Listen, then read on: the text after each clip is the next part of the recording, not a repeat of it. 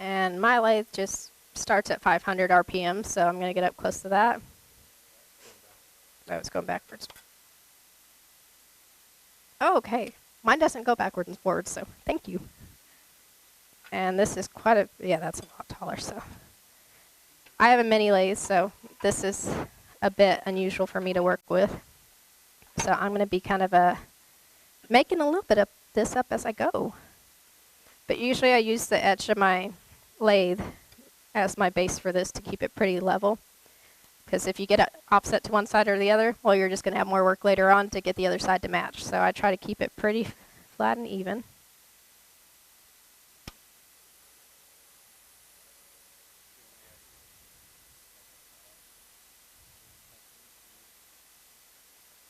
I had this, it was a file I never used because I was a taxidermist and I preferred the rougher ones. All I know is it's a metal file. I don't know much more than that, and it doesn't have any markings to tell me anything. I just know it's a fine metal file.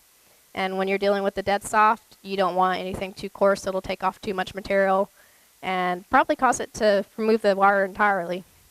And so,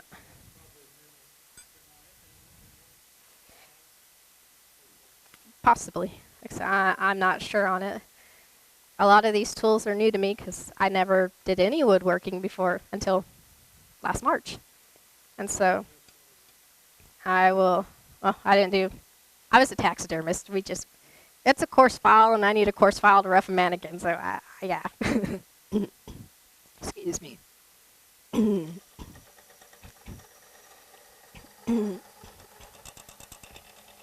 But I'm not applying very much pressure here.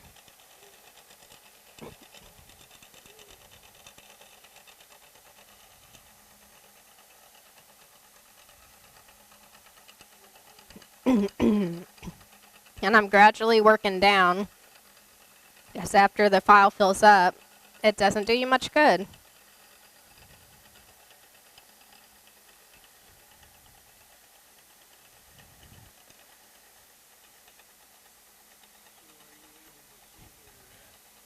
Yes, my other lathe is a little bit shorter so I can see it easier, but I can barely see.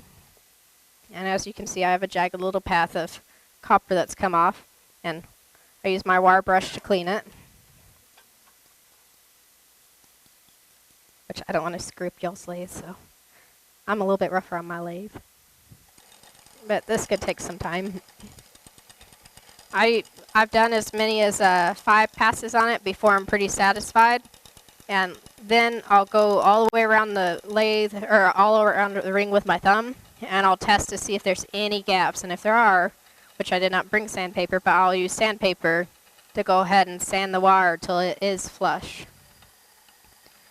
And sandpaper would have been helpful in the next part, but I'm sure y'all are familiar enough that I can just explain it and we can go from there.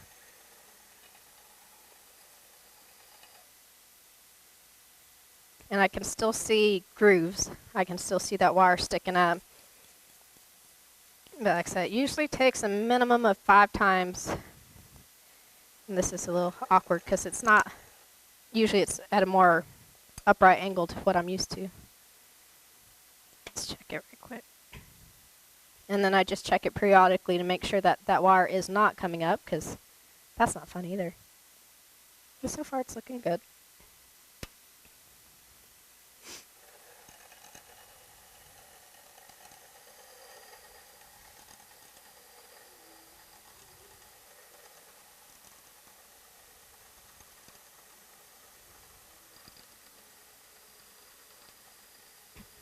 And you can kind of feel too whenever you're starting to get close and it's not balanced on those wires. Or you can feel it's kind of hitting the wood or even the center where the stone is too.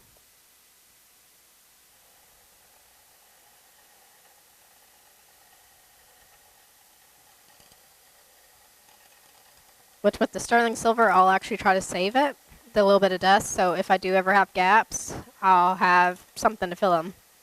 But with the copper, since I have that copper dust, and copper is so cheap, I'm not too worried about trying to save copper dust.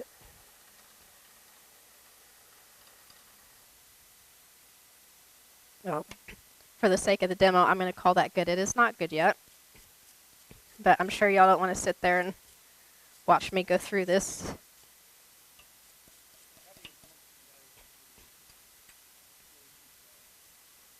I'm sorry. Well, I've actually visited them and talked about getting some fire hose because I can get fire hose blanks for some of the inlays, but it's from Canada and it's very expensive. Whew. And so I'd rather try to cast it myself. And if I ever go to events where there's firefighters, I've asked for their advice too. It's like, is this something that interests you? Is there anything you'd like to see me do that would interest you? And that's where I've caught a lot of interest. I mean, I don't want to bother people because I know they probably don't enjoy, hey, look at my stuff, you should buy from me.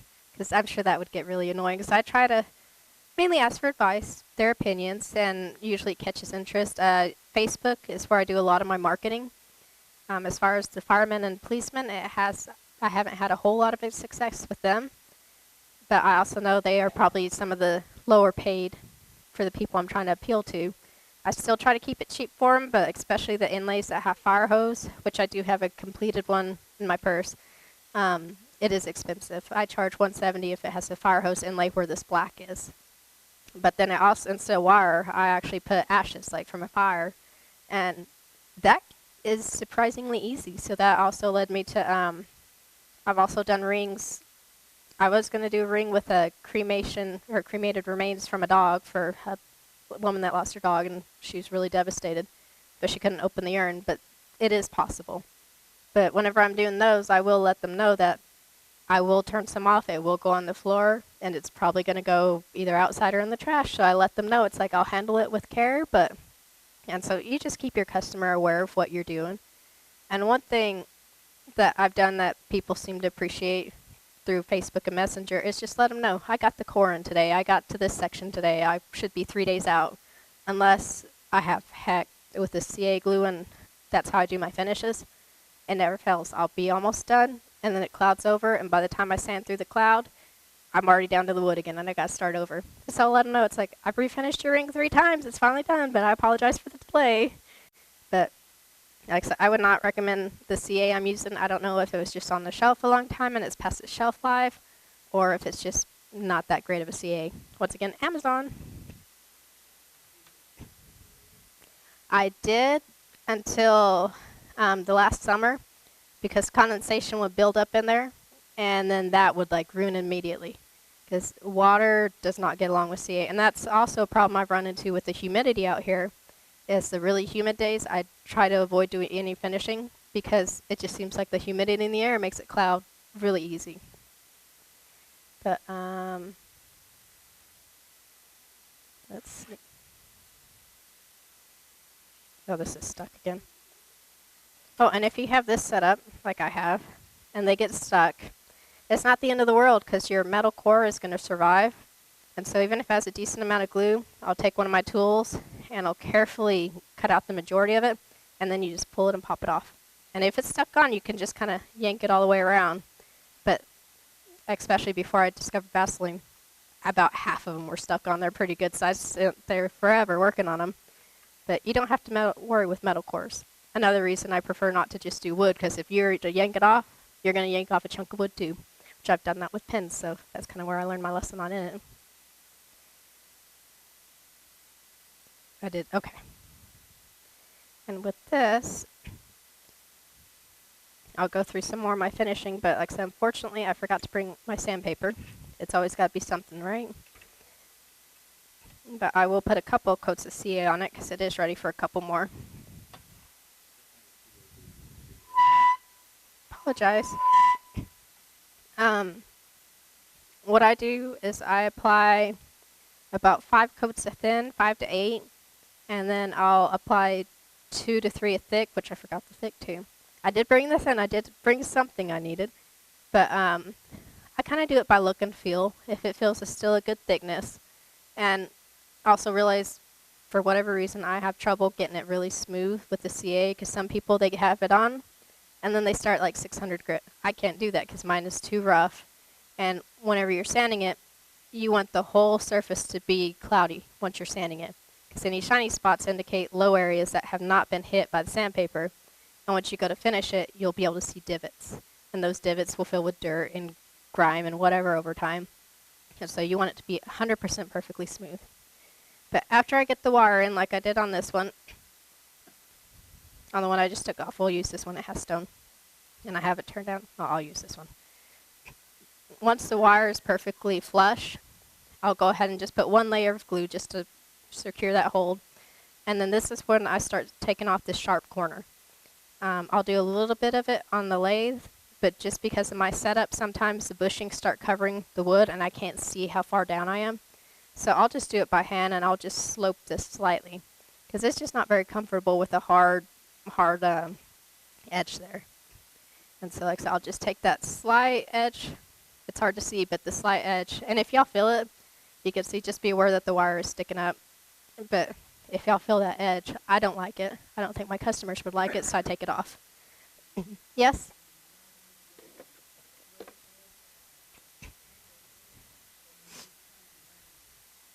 I try to kind of have a sloped edge.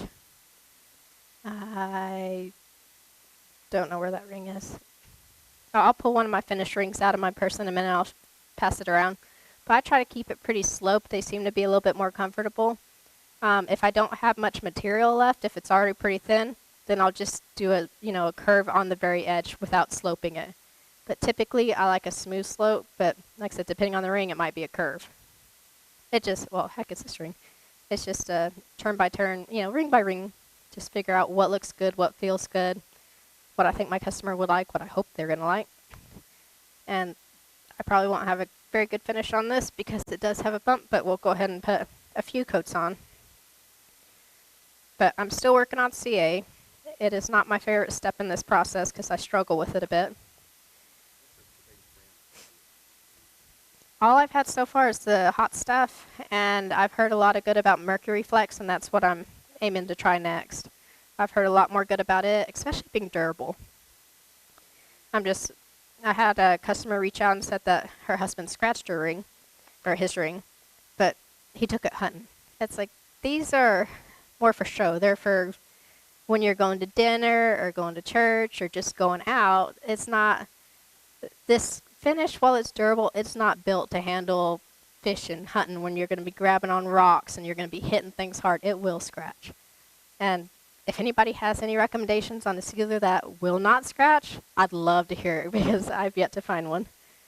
Or at least no one's offered any advice on one. And I've asked about applying CA to a number of people that probably are more experienced than me. And most of them still recommend the blue shop towels. And I wear gloves because I've glued my fingers to the shop towels and picked at that for like a couple days, and that's just irritating. So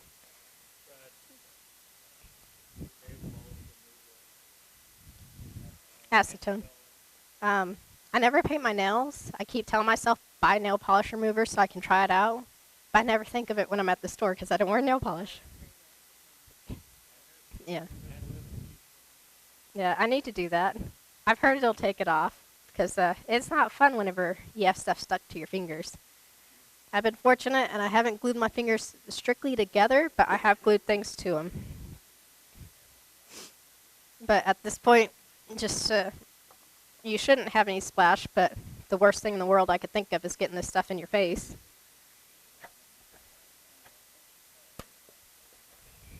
And I apply this slow, because like I said, I don't want splash. So I just get a couple drops, and I'd be sure to start on one side, get to the other side, and quit. And it's just 1 second. One there, done. And then once I start the next coat, I'll start from the opposite side and move to this side. So I alternate which sides I start on and finish on.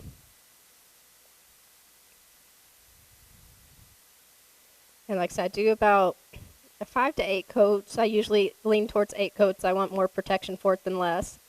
And then I'll move on to my thick. But before I move on to thick, I'll go ahead and do a light sanding to kind of start getting a smooth surface and giving that thick a little bit more something to adhere to. And this would go so much faster if I trusted my accelerator, but since I don't, you just got to let it set up. Give it a couple seconds.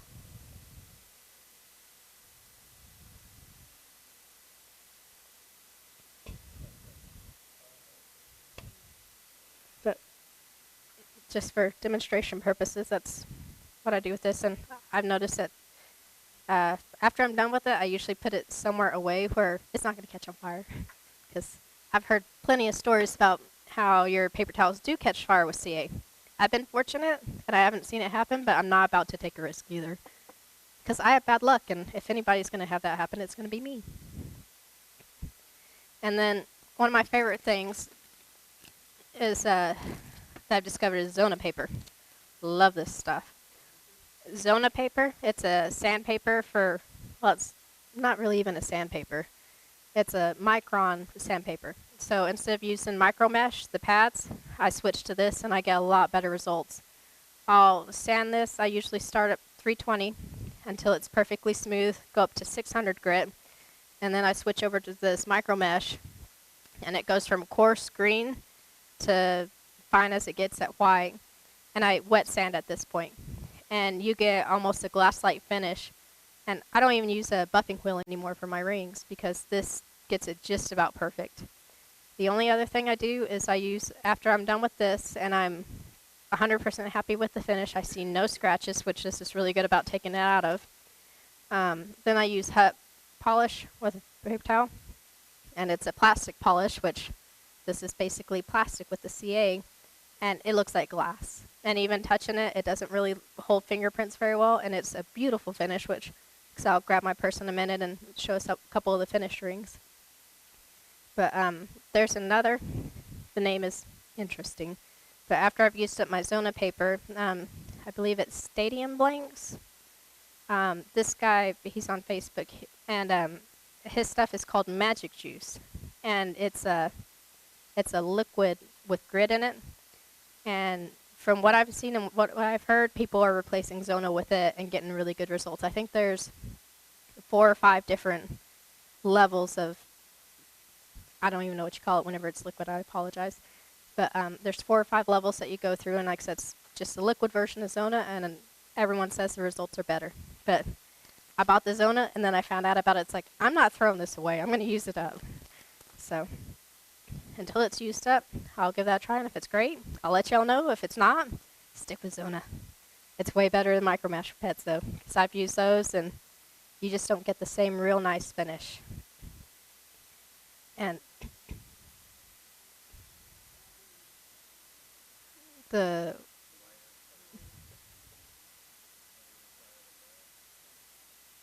I'd have to see it. I don't remember which one that is. I apologize. Oh, yes, this is one of the firemen ones. The white is ash. Yeah, that ring has ashes from a fire and red coral stone. And the very last thing I do after I get it sanded and everything's nice, I'll check the inside for any glue that's left over. Sometimes it's on the very edges, and I'll just lightly sand it off until it's smooth. And if there's any glue on the inside of this, especially black ceramic, you can take 600 grit sandpaper to it. It will not scratch this, but it'll take all the glue off. And so that's pretty where I go with these. Anybody else have any more questions or anything y'all would like me to go over again or maybe go a little bit further on? Yes?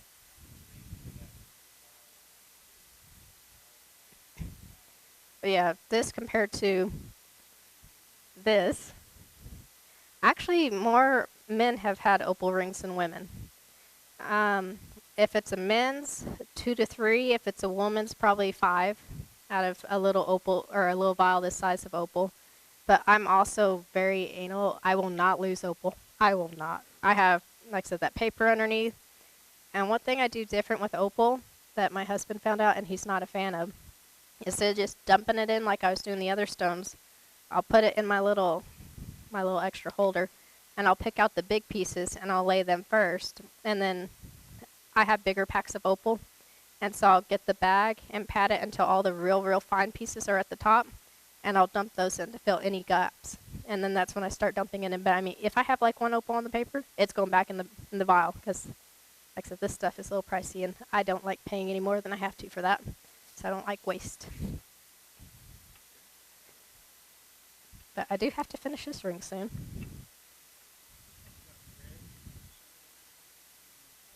It's red coral. It is this stone right here.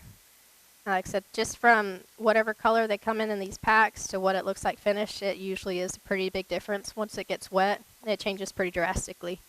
Like the one I started laying here, the malachite, I mean, I don't know if y'all can see, but that's a pretty big difference in what it looks like here to here.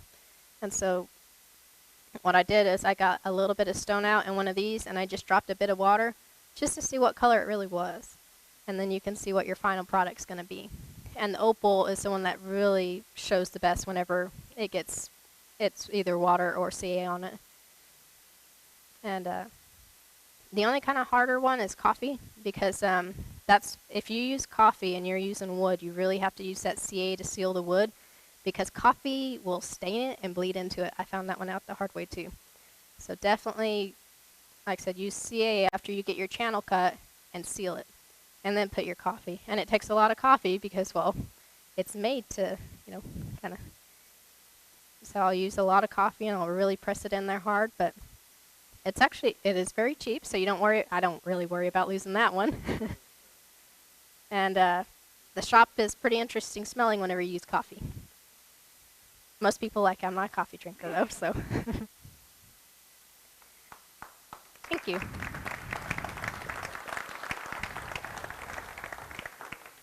And y'all are welcome to come up and look at all my stuff.